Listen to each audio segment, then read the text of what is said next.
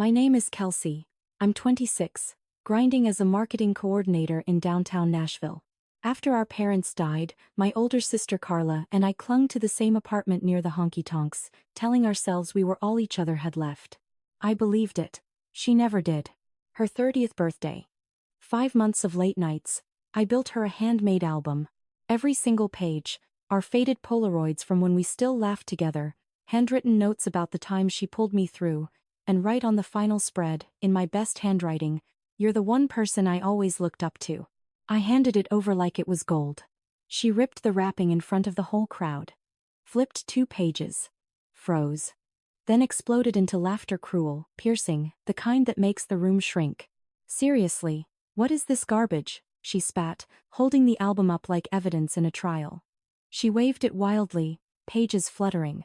Her best friend Vicky doubled over, gasping. The laughter rolled through the apartment like thunder. 5 months of my heart poured onto paper, trashed in under 10 seconds. I froze. Chest tight, ears ringing. Everyone staring. And in that split second, something inside me snapped clean in half. No tears. No begging. Just one cold, crystal clear thought: she will regret underestimating me. If family betrayal like this ever left you speechless, smash that subscribe button right now. We're diving deep into these stories. Hit like if you're already hooked, and tell me in the comments, have you ever had someone turn your love into their punchline? Your experiences fuel these videos. Drop them below. The party was already loud with country music when I arrived. Lights low, bottles clinking, the usual Nashville crowd packed into our cramped downtown apartment. Carla, my older sister, held court in the middle, laughing with her friends like the birthday queen. I set the wrapped album on the table near the cake, took a drink someone handed me, and tried to act normal. She noticed the gift almost immediately. Carla ripped the paper with exaggerated flair, pulling out the album like it was part of her performance. She flipped the cover open, scanned the first page, our old Polaroids from when we were kids, me holding her hand at the county fair. She smirked, turned another page. Read one of my handwritten notes about the summer she taught me to swim. The smirk widened. Then she reached the final spread. She read it out loud, voice thick with mockery. "You're the one person I always looked up to." The room hushed for a beat, then detonated. Carla doubled over, laughing so hard tears formed at the corners of her eyes. "Oh my God, this is gold," she gasped. 5 months? For this? Kelsey, who even has time for handmade pity projects anymore? Her best friend Vicky leaned in close, peering at the pages. "It's sweet." In a clingy, try-hard way, Vicky said. Volume cranked so everyone could hear. Snickers rippled outward. Someone else added, "Girl, you built a whole museum to your sister? That's commitment, or obsession." Carla lifted the album higher, letting pages flutter open for the crowd. "Look at this, it's like a cry for attention wrapped in glue and glitter. Thanks for the entertainment, sis. Seriously, best gag gift yet." She dropped it onto the couch cushions like discarded trash, pages splayed. Heat flooded my cheeks. The room felt smaller, air thicker. People glanced my way, some awkward, some openly amused. Carla spun back to her circle, still giggling. "Anyway, huge news, I got a call back for that freelance design gig with the label downtown. Real money this time. But let's keep it honest. It's not like I need my emotional cheerleader tagging along." Vicky clinked her glass against Carla's. To Carla finally leveling up without the dead weight. Cheers followed. Laughter rolled again. I stood rooted, plastic cup forgotten in my grip. The album sat exposed on the couch, my careful handwriting now looking pathetic under the party lights. That was when the silent promise from earlier turned solid. No tears, no scene. Just quiet, burning clarity. She had crossed a line she couldn't uncross. As the laughter finally died down, my Aunt Gail pulled me aside in the kitchen. The door clicked shut behind us, muffling the music but not the low hum of voices still drifting in from the living room. Aunt Gail turned to face me, her hands on my shoulders, eyes searching mine like she was seeing right through the brave face I'd been holding up all night. "Kelsey," she whispered at first, then louder, voice trembling with anger she could barely contain.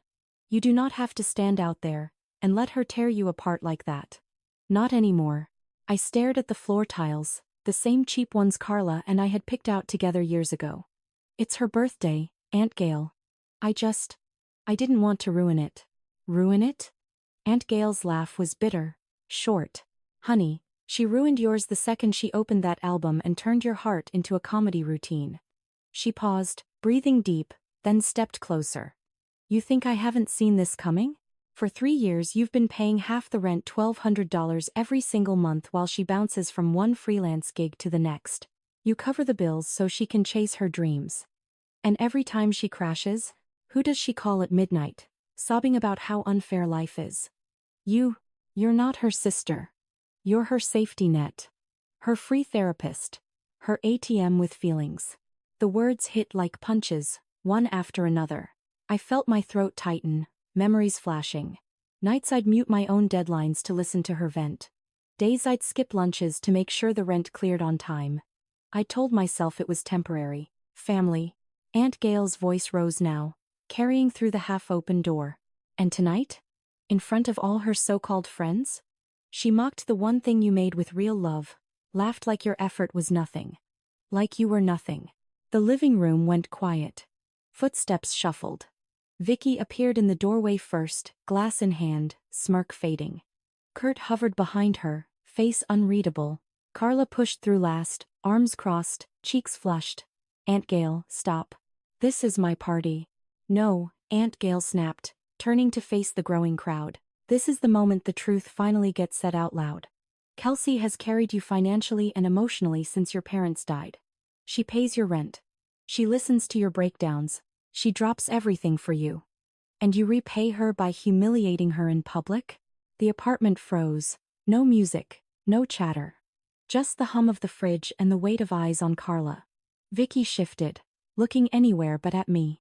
Kurt stared at his shoes, jaw tight. Carla's mouth opened, then closed. For the first time that night, she looked small. Aunt Gail turned back to me, softer now. You deserve people who lift you up, Kelsey. Not ones who step on you to feel taller. The silence stretched. People started murmuring excuses. I should head out, early morning tomorrow, coats grabbed, doors opening. Carla tried to laugh it off. A week, come on. It's not that serious, but her voice cracked. The party was over. And something between us was broken for good. Later that same night, after I left the party early, I drove straight back to the apartment. The streets of downtown Nashville were quiet now, neon signs flickering off one by one. I parked, climbed the stairs, and stood outside our door for a long minute. The key felt heavy in my hand. Inside, everything was exactly as we'd left it, empty bottles on the counter, string lights still glowing, the album lying abandoned on the couch like a casualty. I didn't cry. I didn't scream. I just started packing. Clothes first, folded neatly into the duffel bag I'd kept under the bed for emergencies. Then books, laptop, the few things that were truly mine. I moved fast but careful, not wanting to wake the neighbors. Every drawer I closed felt final. Every item I left behind felt like shedding skin. By 2 in the morning, the bag was full. I sat at the kitchen table, pulled out a notepad and wrote one line in black ink. Time to stand on your own. I placed the note right in the center of the table, under the half-eaten birthday cake. No explanation. No apology. Just those 5 words. I grabbed my keys, turned off the lights, and locked the door behind me for the last time. The hallway echoed with my footsteps. Down the stairs, into the car, engine started. I didn't look back. My phone buzzed once, probably Carla texting from wherever the after-party had gone. I didn't check. I drove across town to Rhonda's place. My coworker Rhonda had offered her spare room months ago, half joking about in case you ever need an escape. Tonight wasn't a joke. I texted her from the parking lot, "Can I crash?" Long story. Her reply came in seconds, "Doors unlocked. Come in." Rhonda met me at the door in pajamas, no questions asked. She took one look at my face and the duffel bag, then pulled me into a quick hug. "Guest room's yours as long as you need. Coffee's on in the morning." I dropped the bag in the small room, bare walls, twin bed, a window overlooking a quiet street. I sat on the edge of the mattress, staring at my phone. Notifications from Carla piled up. Missed calls. Texts starting with, "Where are you?" Then, "This is dramatic," then, "Call me back." I scrolled through them once. Then I opened settings. Block number. Block on every social app. Delete the thread. Done. The screen went dark. For the first time in years, the apartment felt silent, not empty. Just, mine again. No more waiting for the next call. No more covering rent. No more pretending we were still a team. I lay back on the bed, eyes on the ceiling. The promise I'd made earlier wasn't silent anymore. It was real. And it was just beginning. A week later, while unpacking in Rhonda's spare room, my phone stayed silent for the first time in years. The new space was small but clean white walls, a desk by the window, sunlight filtering through blinds overlooking a quiet Nashville side street. I arranged my laptop, a few books, and the framed photo of our parents on the nightstand. No more shared closet. No more waiting for Carla's key in the lock at 3 a.m. Texts from blocked numbers didn't come through, but I knew she was trying. Rhonda had mentioned seeing unknown caller notifications on her own phone. Carla asking mutual friends for my new address. I didn't respond to any of it. Not one word. Instead, I booked my first session with Dr. Marla. She was recommended by a coworker who said, "She's direct, no fluff." The office was in a midtown building with soft lighting and plants everywhere. "Doctor." Marla greeted me with a firm handshake and no small talk. We sat down, and she asked one question. "What brought you here today?"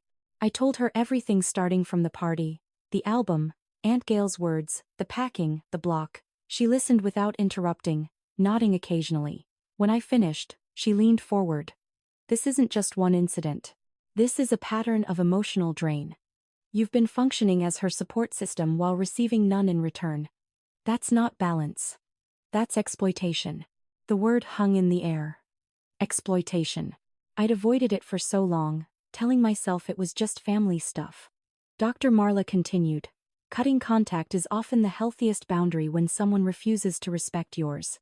But it will hurt grieving the sister you wanted, not the one you had."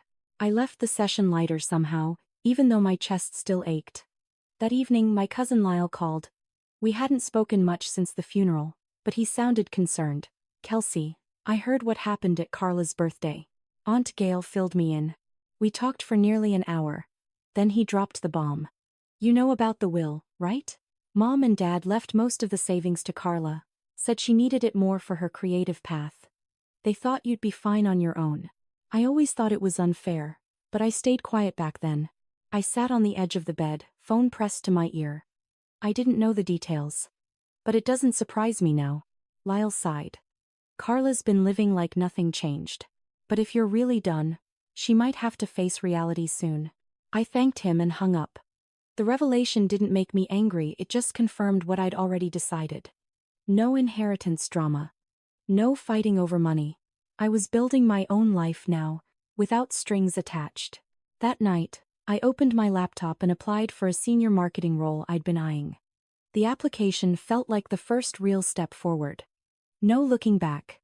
Months passed as I threw myself into my marketing job downtown. The new role came faster than I expected.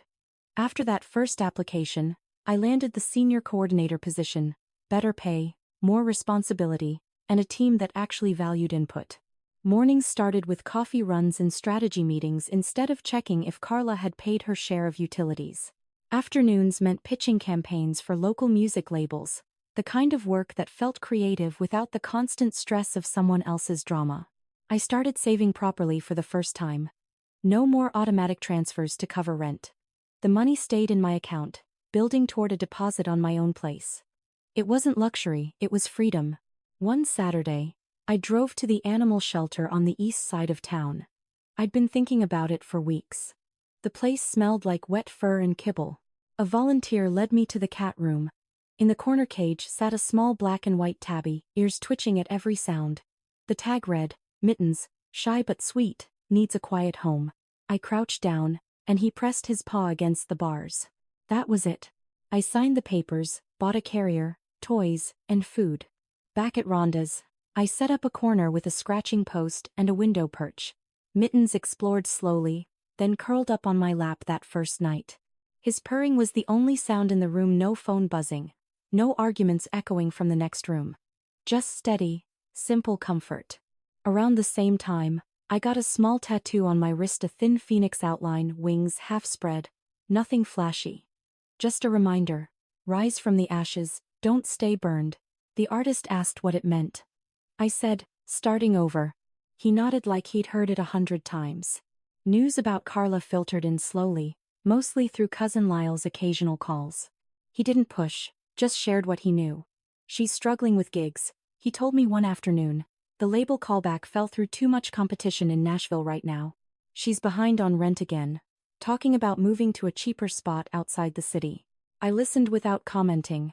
No satisfaction, no pity, just fact. The freelance music world was brutal, unpredictable pay, endless networking, and no safety net if you didn't have one built in. Carla had relied on mine for years. Now it was gone. Rhonda noticed the change in me first. "You look lighter," she said over breakfast one morning. "Like, you're actually breathing." I smiled small. Real. I am. Work promotions came with longer hours, but they were hours I chose. Evenings meant walks with Mittens trailing behind on his leash, or quiet nights reading instead of soothing someone else's crisis. The apartment felt like a home, not a shared obligation. I wasn't angry anymore.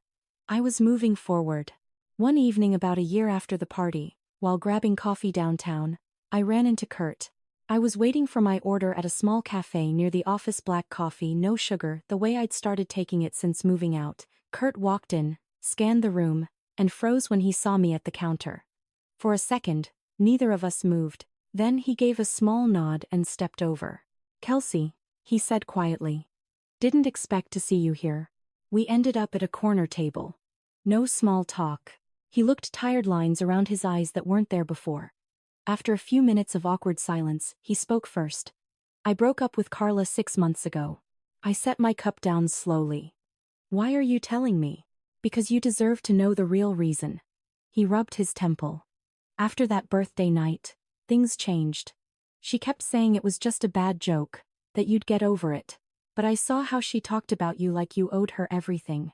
The rent, the listening, the constant backup. When the gigs dried up and she asked me to help cover bills, I realized I'd become the new safety net. I couldn't do it." He paused, staring at his untouched coffee. "She never admitted what she did to you. Never really apologized. Just blamed everyone else, Aunt Gail for stirring drama, you for abandoning her. I stayed longer than I should have, thinking maybe she'd change. She didn't." I listened without interrupting. No anger flared up, just a quiet confirmation of what I'd already accepted. Kurt continued. "She's still in Nashville, but barely. Moved to a one-bedroom in the suburbs last month. Rent's cheaper, but she's picking up random shifts at bars to make ends meet. The freelance dream. It's on hold. Maybe forever." He looked up. "I don't expect forgiveness or anything. I just wanted you to know she's facing consequences now. And I think part of her knows why." I nodded once. "Thanks for telling me, Kurt. But I'm not going back." He gave a small, sad smile. "I figured. You look good, by the way. Like you're actually living your own life." We said goodbye politely. He left first. I stayed, finishing my coffee slowly. The encounter didn't reopen old wounds, it closed them tighter. That night, another letter arrived at Rhonda's, forwarded from the old address. Carla's handwriting on the envelope. Inside, 2 pages of apologies mixed with excuses. "I was going through a lot. I didn't mean to hurt you. We can fix this if you just talk to me." I read it once. Then I folded it, placed it in a drawer, and never replied. The grief came later, quiet waves when I least expected. Not for the Carla who mocked me, but for the sister I once believed in. The one who might have existed if things had been different. "Doctor, Marla had warned me about that part. Grieving the relationship you idealized, not the one that actually happened. I let the feelings pass without fighting them. They didn't pull me under anymore." By the end of the second year, during one of my sessions with Dr. Marla, everything finally clicked into place. The office felt familiar now, same soft lamp, same chair, same plant in the corner that had grown taller since my first visit. Dr. Marla sat across from me, notebook open but pen still. "You've come a long way," she said. "But let's go deeper. Walk me through what emotional drain really looked like for you." I took a breath and started listing calmly, methodically, like reading from a checklist I'd been avoiding for too long. She expected me to be available 24/7.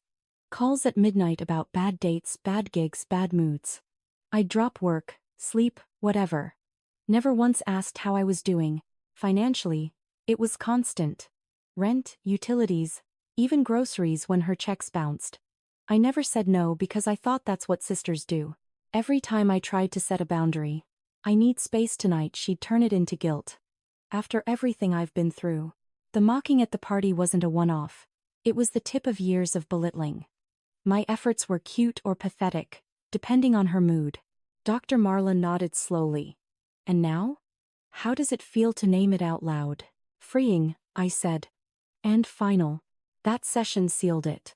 No more gray areas. No more maybe one day she'll change.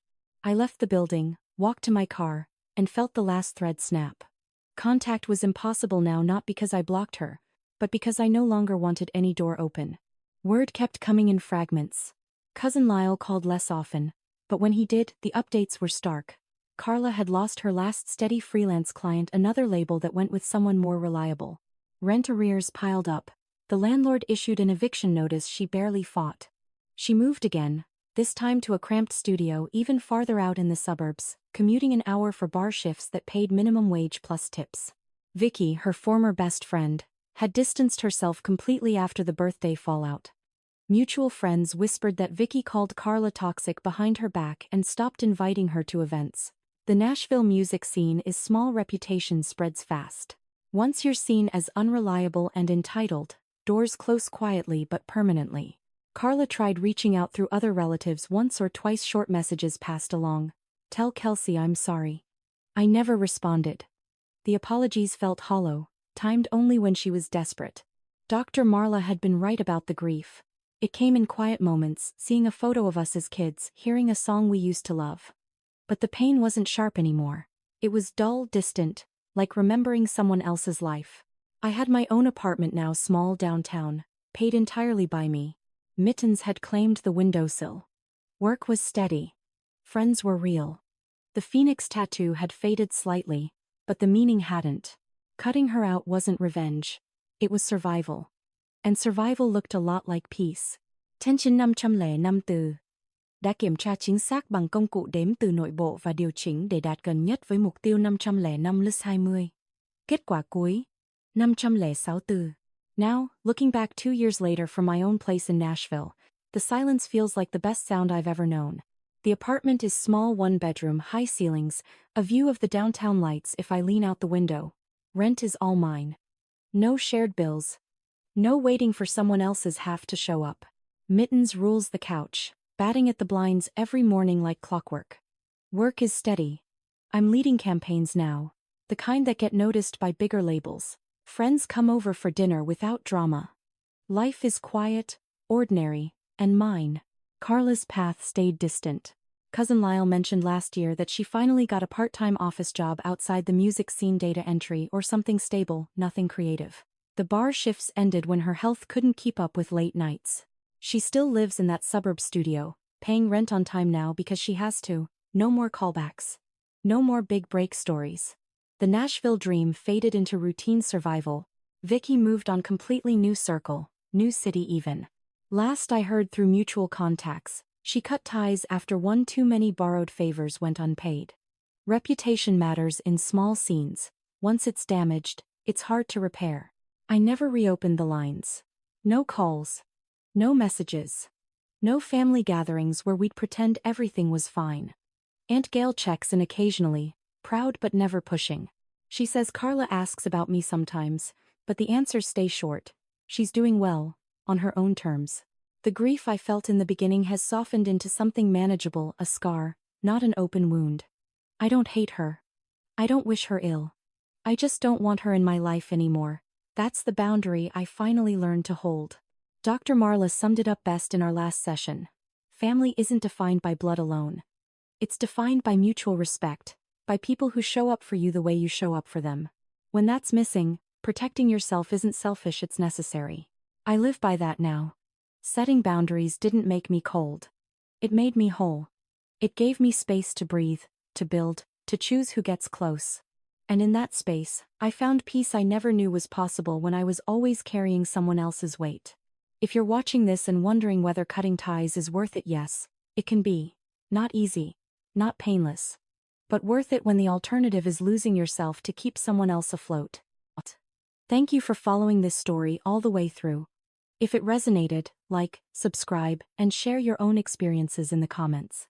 What boundaries have you set that changed your life? Your stories matter.